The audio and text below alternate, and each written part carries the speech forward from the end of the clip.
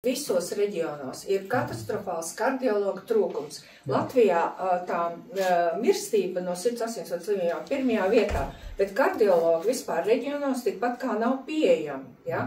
Un tas ir, vai jums nešķiet, ka tas ir absurds, uztaisa invazīvās operācijas. Cilvēkam vajag pēc tam tikt pie kardiologa, viņam radušās kādas problēmas, viņš netiek, viņš nomirst. Ja? Un tāpēc nevelti mēs esam vienā no pirmajā vietā tās novēršamās nāves, ja, kā nodrošinās vispār, kāda jēga taisīt tādas sarežģītas procedūras, ja reģionos nav kardiologu. Ja cilvēki netiek vizītēs pie viņiem, ja jāgaida pusgads, kā jūs ministrija to jautājumu risināsiet, lai nav tas absurds, ja? Mēs tikko izstrādājam un rekusanitārijā līdzvadā, arī pēc tam var komentēt, ja vajag to jaunu sirds asinsvadiem un slimības plānu, kur ir paredzēt arī izstrādāt tāda veida, kā mēs varēsim, protams, kad mēs runājam par rajoniem, mums ir jāsaprot, mēs nevaram katrā novadā vai katrā poliklinikā vai katrā praksē, kā viņi būs kardiologi. Bet reģionālās slimnīca. Tieši tā, līdz ar to tas arī ir akcentēt to jaunoju plānsā, kā obligāti ir jābūt pieejam specialisti, īpaši tādā profīlā, kā plaša profila slimnīca un arī reģionāla slimnīca. Bet kā viņi būs pieejami, ja mums ir kardiologi? Tāpēc mums ir šobrīd uz to sistēmu, esoša sistēma, kad mums ir 5 līmeņu slimnīca, daudz specialisti ir vairākas vietas pa bišķīti. Tāpēc šī jauna sistēma, ko mēs gribam ievest, ka mēs ejam no 5 līmeņu uz 3, tas var nedaudz koncentrēt to specialistu. Tas ir viens. Otrais arī noteikti ir problēma ar kardiologiem, ne tikai ar kardiologiem, arī ar citiem specialistiem. Kāpēc mums joprojām ir daudz konsultāciju, ko maksā valsts apmaksātā medicīna, NVD. Ja. Tā konsultācijas cenas ir diezgan zemāk, pa brīžiem ir puse nekā privātiem. Līdz ar to specialisti, viņam ir vieglāk izvēlēt, kur viņam ir vairāk pelni. Šobrīd vairāk pelni, piemēram, privātā iestāde, privāta poliklinika, viņš strādā tur, jo, diemžēl, valsts, ko mēs maksājam šobrīd, ir tiešām tas nav konkurspējīgs cena vai tarifu salīdzinot ar privātiem iestādēm. Tas arī viens, tāpēc mēs arī daļa no mūsu specialisti, gan ginekologi, gan ginekologi arī problēmas, piemēram, un dzemdības specialisti rajonos, gan arī kardiologiem arī ir... Bet tas nozīmē, ka reģioniem iedzīvotājiem jāpasaka, ka viņam būs vēl vairāk tie maksas pakalpojumi, ja? Nē, mums nevajag... Cilvēki ka speciālists brauks un pa maksu pieņems. Mums nav jāiet uzreiz uz to radikālu, tā kā parasti Latvijā, mums ir vai balda vai mēnes, jā. Mēs jau strādājam, lai man būs kaut kur pa vidu. Ko tas nozīmē?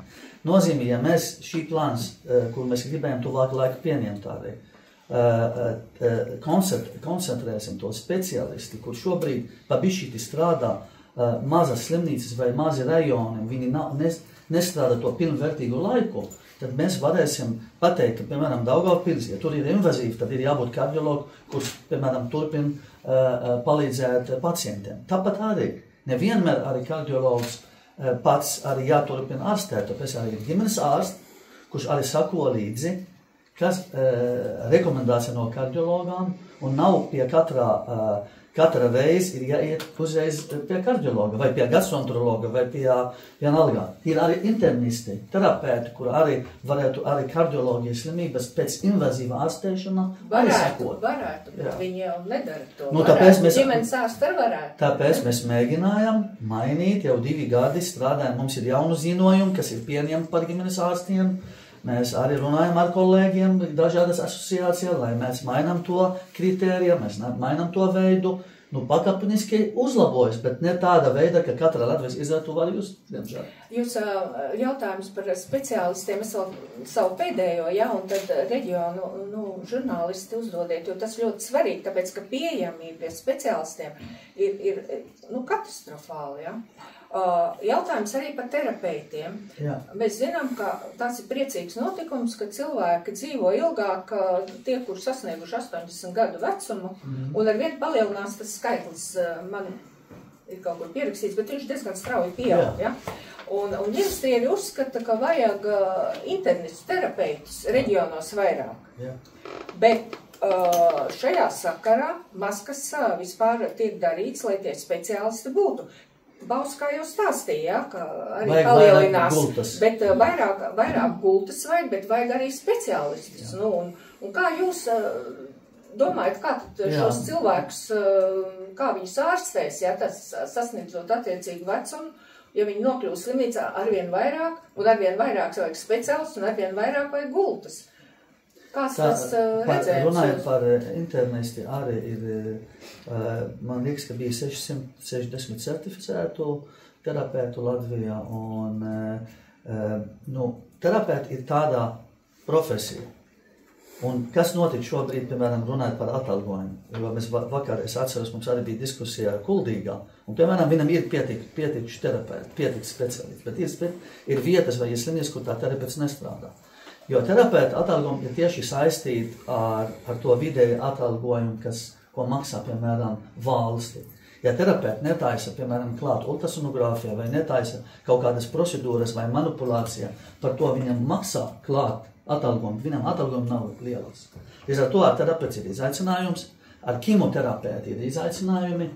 Ir tādi speciālisti, kur ar endokrinologu kaut kur, ja viņi arī nedara arī izaicinājumi. Tāpat arī ar māsas, specializēt māsas, piemēram, kimoterapeiti, māsas arī ir izaicinājumi. Kad mēs tagad uzsākam tūlīt nākamā gada Rakusā arī pilotu projektu, lai skatītu, varbūt šī konkrēto profesija jābūt bišķī tas atalgojumi citādāk. Jo kardiologu viņš veids ekokardiogrammu, viņš veids elektrokardiogrammu, viņš veids invazīvas gastroenterologu. Es saku, tā ir viens. Tātad finansēšana, lai būtu, jo šogad, piemēram, mums bija 20 vietas. Pieteikuši, man liekas, 16. Tas nozīmē, ka nav tāda uz internetu, tieši tā, rezidenti. Vietas ir. Mēs piedāvājām vietas, bet nenāk, tāpēc viņi uzskata, ja interna medicīnā tikai es būšu, man tāds atalgojumi nebūtu baigi motivēt. 3500 vai tagad vidēji, jā, līdz ar to mums ir jāstrādā atsevišķi uz tādiem tarifiem, kur redzam, ka konkrēti kolēģi, tās tiešām viņam nav iespējami piepelnīt vairāk, līdz ar to viņi nevar strādāt tikai viena nodeļa, vienu slodzi, viņam ir jāskrien vairāk, lai viņi var piepelnīt. Tad viens ir atalgojuma motivācijas, otrais, protams, tad, ja internists, kā arī, man liekas, kā slimnīcas vadītā minē, to darba vide, to slimnīca, to nodeļa ir normāla komanda, normāli arī palīdz ārstniecības cilvēku atbalstu, un viņam ir arī tās darbs sadalīt citādāk, nestrādājot 24 stundas visur un skrien apkārt, tad, protams, viņi var iesaistīt. Tāpēc es redzu, ka nav tik sarežģīti, ka mums ir 662, tas nav maz, bet mums arī atkal jautājumi, ja mēs gribam virzīt, kā jūs minējat, šī lokāla slimnīca pēc jauna sistēma uz terapētu atbalstošā departamenta vai nodeļa, palielināt gultas, palatīvas aprūpe, iespējami hospice arī klāt, tad mums ir nepieciešama vairāk investēt tur, jo šī ir pamatā tā lokālā slimnīcas darbība nākotnē. Cik apmēram vajag tos terapeitus vēl klāt, lai varētu tā, puslīdz normāli? Šobrīd mums ir no 5532 ir apmēram pusē ir terapeitas gultas, bet ir jārunā, kā arī terapeiti, ko nozīmē terapeiti arī.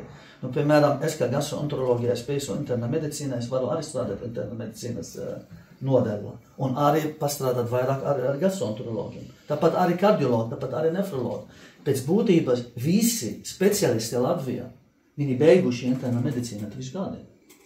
Man arī ir 2 diplomas un bija certifikāti. Jautājumi, ja mēs veidosim tāda tipa lokāla slimnīca, piemēram, interna medicīna, tad var arī iesaistīt ne tikai, piemēram, internisti tīri, var arī gastroenterologi, var nefrologi, jo tur arī būtu tādi pacienti, kas ir nepieciešami. Bet jūs runājat, jā, var nākotnē, bet to jau vajag, nākošu gadu. Nē, nākošu gadu uzreiz tā nebūs. Mēs visu gribam uzreiz pa 1 gadu reformēt visu, dabūt visu, būs apmierināt. Bet jums ir temperaments tāds, ka jūs spējat tā fiksi darīt.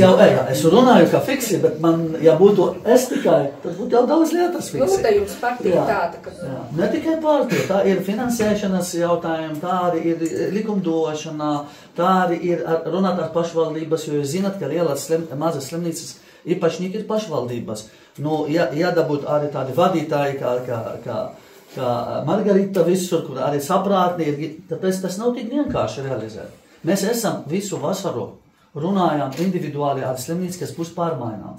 Es esmu 2 gadi, runāju ar pašvaldības vadītājiem dažādas līmenos par to, ka mums jāiet.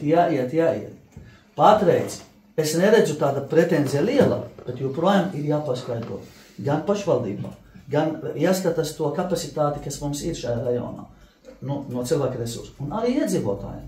Jo šobrīd iedzīvotāji dzirdēt pirmais vārds neatliekami nebūs, domā, ka visi ir pamesti, bet tā nav.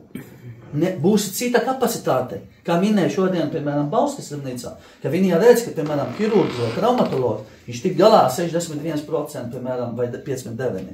Tāpat arī viņi redz, ka, ja būtu arī trenēt māsā vai ārstu palīgs, arī varētu ņemt arī otra pusi. Līdz ar to mēs nepamatīsim, mēs neatstāsim Latvijas iedzīvotāju, jebkura rajona, jebkura slimnīca bez palīdzību.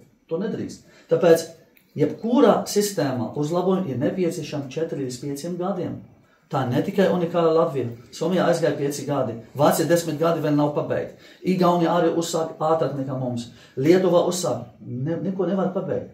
Jāņem vērā arī, ka medicīnas tehnoloģija arī mainās. Tāpēc mēs gribam iesaistīt vēl vairāk, piemēram, tā telemedicīnas, kur īpaši reģionālos šobrīd darbojas ļoti labi, piemēram, insultvienības. No insultvienības, kas atrodas Jēkabpilī vai atrodas Liepājā, viņi sazinās ar strādniekiem un pasaka, ko darīt ar konkrētu pacientiem.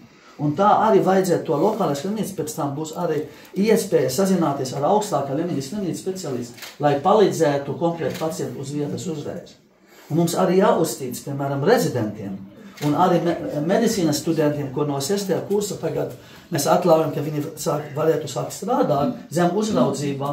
Tā kā, piemēram, sistēma Anglijā, ka 6. studenti, piemēram, uzraudzība ir rezidenti, vecākā rezidenti uz zemākā rezidenti, un tad konsultanti, kurš varētu arī pa nakti gulēt mājās, vai pie telefona. Visur vajag, jo Bauskā jau bija tā telemedicīna, tur atteicās, man liekas, ka kardiologs tieši, jo pa maz bija finansējums, jā, viņš savu laiku negribēja ziedot, tam ja par to telemedicīnu. Bet tagad mēs ejam ar citu, līdz ar to, ja mēs ejam šādā veida pārmaiņas, ir jābūt iespējām un jābūt tārifi skaidrā. Tagad man liekas, arī NVD ir tārifi kaut kādu par telefonu. Šobrīd ir tas tārifi. Ir noteikti. Protams, bet jautājumu mēs redzam, ka, piemēram, es nezinu, cik Bauska, bet, piemēram, es zinu, ka Stradiniem un Galizē Rākus aug to telemedicīnas konsultāciju. Diezgan pa 1000. Bet mums ir vēl joprojām, piemēram, reģionālas rajonos Latvijā. Mums vēl joprojām gribam to kontaktu ar to ārstu patiešu. Īpaši pirmo reizi, jo viņam arī vajag pataucīt vedeni un paklausīt. Ne tikai jānotiek visu, piemēram, ekrāna vai zoomā vai kaut kāda veidā.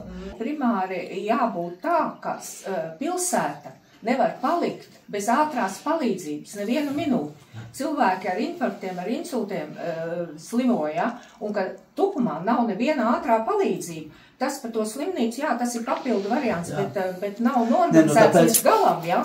Tāpēc ir tas jautājums, ko šobrīd NPD mainīs vairāk iesaistīt tikai vienu brigādu ar vienu novadu, un viņi strādā tagad palīdz no viena pusi uz otru. Ir apmēram ap 100 laikam brigādu šobrīd. Līdz ar to mēs ejam drīz uz ministra kabinetu ar jaunu stratēģiju, kas likt, lai arī pieslēgtu no vairākas vietas. Tā pašā laikā arī mums ir jāpaplašam šī mobīli brigādi, kas ik pa laikām, kur ir aizdomas par trūkumu, ka viņi var uzreiz palīdzēt. Tā kā rezervu variantu, jā. Mēs ar tiem speciālistiem, tagad jautājums par speciālistiem reģionos, jā? Latvijas Ziemeļlatvija Ingūna Johansson. Es gribu papildināt par neatliekamo palīdzību. Mums nereti kāds vēršās redakcijā ar kādiem jautājumiem vai kādiem pārpratumiem, un tā pamatdoma ir tāda, vai neatliekamā palīdzība nes kāpēc nav pārvērtusies par tādu kā taksometru, lai aizvestu lielāko daļu pacientus līdz Valmieras slimnīcai. Proti, arī paši mediķi reizēm ir teikuši, ka viņiem nav tādas aparatūras, viņiem gandrīz nav nekādu medikamentu, jo agrāk, piemēram, cilvēks izsauc palīdzību, viņam ir kādas varbūt sirds problēmas vai vēders sāp vai vēl kaut kas akūts, viņam sniedz palīdzību, ātrā palīdzība. Tā nosaukuma ātrā palīdzībā un neatliekamā ir divi dažādi. Ātrā palīdzībā mēs visi zinām, ka agrāk, ja man bija temperatūra, es zvanīju, braucu mājās pašprīc analgīnu, man palika labi un iet prom. Šobrīd nav tāds kapacitāte. Reku jau tikko mēs runājam par tukumu. Ja viņi brauc pie mājas, lai špricētu, piemēram, dēļ, teiksim, kā jūs minējat, temperatūra samazināšana un cilvēki ir draud dzīvību neatliekama, tas nozīmē draud dzīvību. Nē, viņš vienkārši vienmēr kā draud dzīvību vai vēl kaut kas ved uz Valmieras slimnīcu, nevis uz vietas sniedz palīdzību. Tas ir jautājums, par ko mēs jau runājam. Vai tāda diena ir konkrēti speciāli, piemēram, Āluksnē vai tuvākā vieta, tāpēc viņi vēdā, kur ir speciālisti preti. Viņi nevedīs visticamāk to, diemžēl, to bērnu ar ercīti uz slimnīcu, jo tas ir skaidrs, tas nav neatliekams, ja, no tāda nozīmē. Tāpēc, ņemot vērā, ja mēs runājam par 100 punktu un vairāki brigādi, tad viņi ir tieši jāstrādā uz neatliekamā. Ja un viņam arī ir sistēma, tā ir starptautiski ir atzīta, un Eiropā, kad zvana dispečers prasa jautājumu. Ja vajag arī palīdzību ārstu, viņš arī var, piemēram, dod informācijas vai arī uzreiz pārslēgt pie piemēram, ģimenes ārsts, kas konsultē pa telefonu, mēģina dod informāciju par cilvēkiem. Jautājumi, ka vēl, ka sanāk, ka tur nav laikam tā 6 diena vai pēc darba ārstniecības iestāde, protams, uz blakus valsti tur ir, viņi palīdzēs. Bet es uzskatu, tomēr arī mums ir jāsaprot, ka iedzīvotāji, kā ātra palīdzībā vai ar neatliekam palīdzībā, viņi nav arī transporta, kā jūs minējat, līdzekļi. Bet ja viņiem nav medikamentu? Nē, viņam ir medikamenti, kas ir nepieciešams, viņš neatliekama palīdzību. Sirds apstāšana un tā tālāk. Ļoti, man ir pazīstami cilvēki, kas izsākuši tiešām kritiskā situācijā, atbrauc neatliekamā palīdzību un pasaka, viņiem nav šādu zāļu, viņi nevar. Viņiem nav medikamentu. Saprotiet, tad ir jāzina, jo neatliekama palīdzību ir jābūt visi medikamenti, kas ir saistā neatliekama. Bet kas tas ir pa medikamentu? Piemēram, kad ir sirds problēmas vai pretsāpju līdzekļi vai vēl pretsāpju zāles. Viņi saka, mums nav, mēs vedam uz slimnīcu, tur jums iespricēs.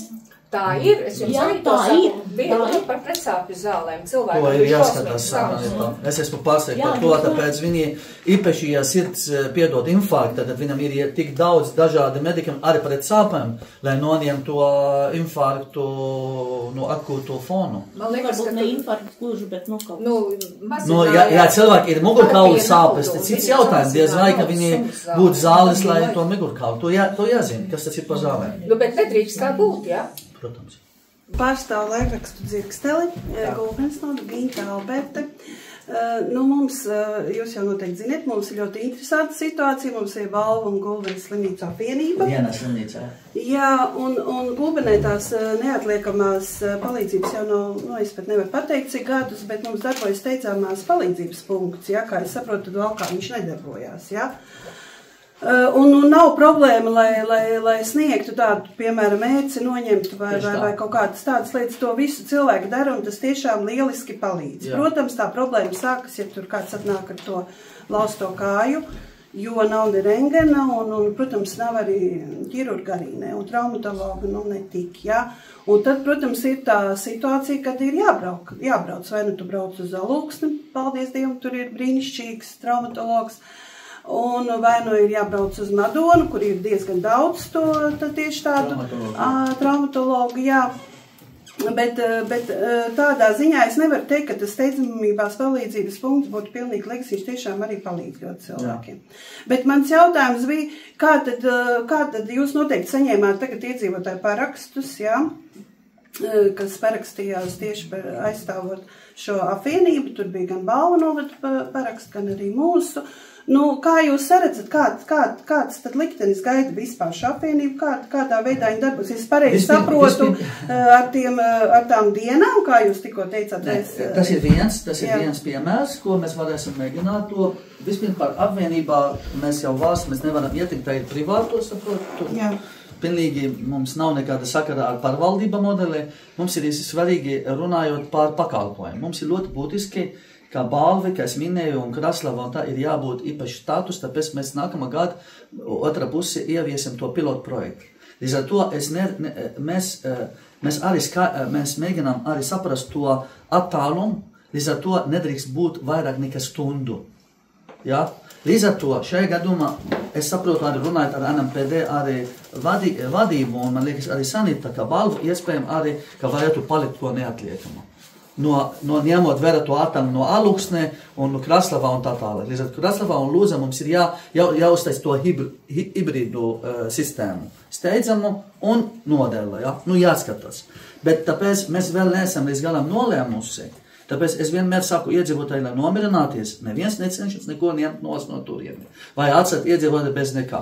Bet mēs mēģināsim analizēt kopā ar NMPD, jo, kā es minēju tikko kungam, viņš prasīja, nedrīkst arī ņemt kaut kādu pakalpumu, ja nav pretī, ir jābūt kaut ko. Tad ir jābūt brigādi, tad ir jābūt specīvi ģimenes ārsts, ko arī šeit turīt parunāsim par primārā aprūpē.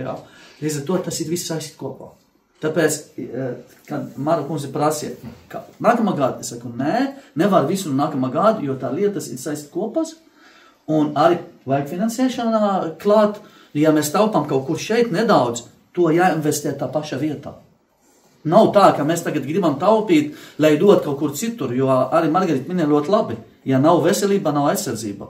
Es domāju, ka mēs neiebildīsim, ka ja cilvēki, kā ārsti, kas ir mācījušies 10 gadu un praktizējušies, ka viņi ir pelnījuši lielu algu un varbūt vairāk to pelnījuši nekā, teiksim, kas sēž kādās padomēs, Latvijas Energo vai tam līdzīgās vietās, bet tās lielās algas parādīja ar vienu, manuprāt, problēmu, ko Māra arī rakstā, ka vairāki ārsti, kurus var secināt deklarācijās, šos ienākumus kopā saņem vairākās darba vietās.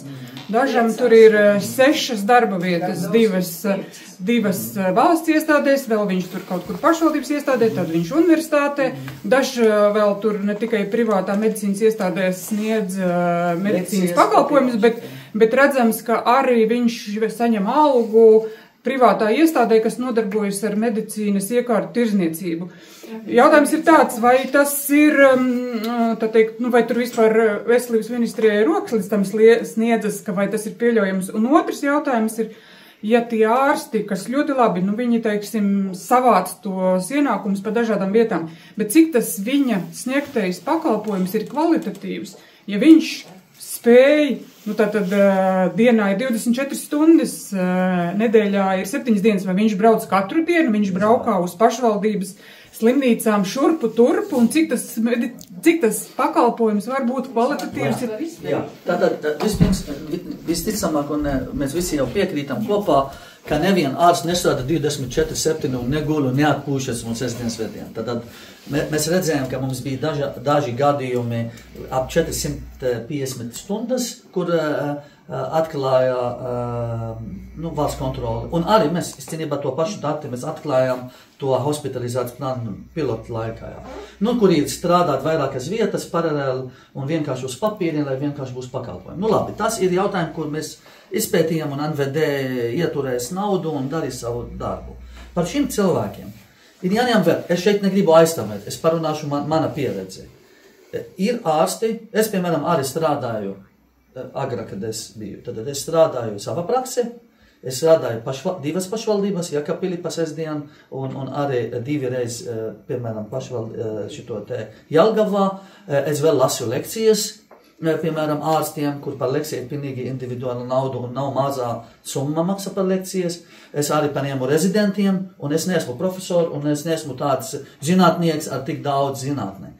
Es arī redzēju, ka ir radiologi. Radiologi, piemēram, es zinu, ka ir kolēģi, kur strādā ar Angliju un ar Īrijas, būdam Latvijā, pa nakti tika sūtīt viņiem, piemēram, dežurē, pa nakti tika sūtīt to attēlu, digitāli rakstā, un tur maksājumi ir diezgan daudz vairāk nekā 20 eiro par vienu attēlu, tur 100 poundu vai 150, tāpēc viņš var savākt no vairākas vietas, sēžot mājās to darbu. Jo radiologi nav jābūt vairāk jāstiem pa darba vieniem, var būt 5, 6.